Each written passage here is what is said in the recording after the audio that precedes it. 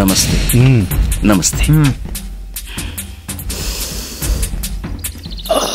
ఇందా police case sir. ఇంకో 50 కొట్టండి. నీ టైం అయ్యా.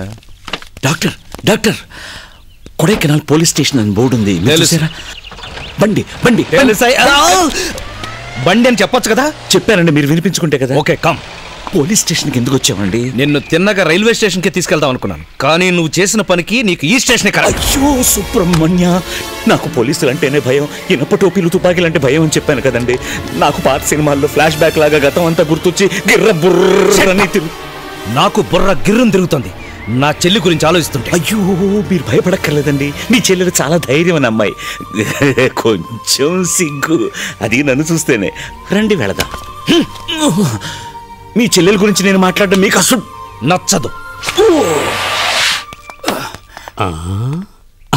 ఇన్స్పెక్టర్ ఇతను. ఓ తెలుసు మిస్టర్ తెనాలి, టీవీలో చూశాను. Very interesting. You know what, keep it up. ఏంటి చేయి పట్టుకొని కీప్ ఇట్ అప్ అన్నారు కదా. టీవీలో inspector, will you be serious in your work? ఇతని మీద కంప్లైంట్ ఇవ్వడానికి వచ్చాను. కంప్లైంట్? ఎస్. ఈయన మీ పేషెంట్ కదా. కానీ సాధారణమైన పేషెంట్ కాదు, సైకోపాక్, మ్యాన్ ఇన్ డిప్రెషన్. ఇతని వల్ల నా కుటుంబానికే ప్రమాదం, హత్య కూడా జరగచ్చు. ఏమిటి హత్య? ఎస్. ఇప్పుడు నన్ను ఏం చేయమంటారు? ఏం చేస్తారో నాకు తెలియదు, I live it to you. కానీ ఇక నుంచి ఇతను నా ఇంటి వైపు వచ్చినా, ఇతని వల్ల నా కుటుంబానికి ఏదైనా ప్రమాదం జరిగినా యు ఆర్ రెస్పాన్సిబుల్. నేను కమిషనర్ వరకు వెళ్తాను. ఎందుకు సార్ కమిషనర్ దాకా వెళ్ళడం? మీరు కంప్లైంట్ కదా ఇవ్వాలి. కూర్చోండి. ఓకే కూర్చోండి సార్. ఏంటి ముళ్ళు చెట్టు అంతా టీవీలో చూసి. నువ్వు అక్కడ నుంచో, సరిగ్గా నుంచో. ఏంటి ముళ్ళు? తిరుగు.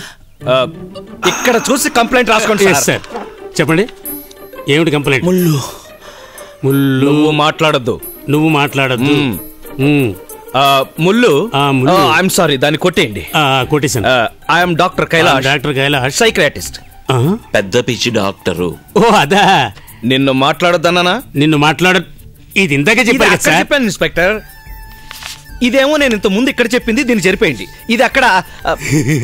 నేను రాజు చాలా రోజులైంది సార్. కమిషనర్ అది ఇది అన్నారు కనుక రాయరని కూర్చున్నాను సార్. ఓ రైటర్.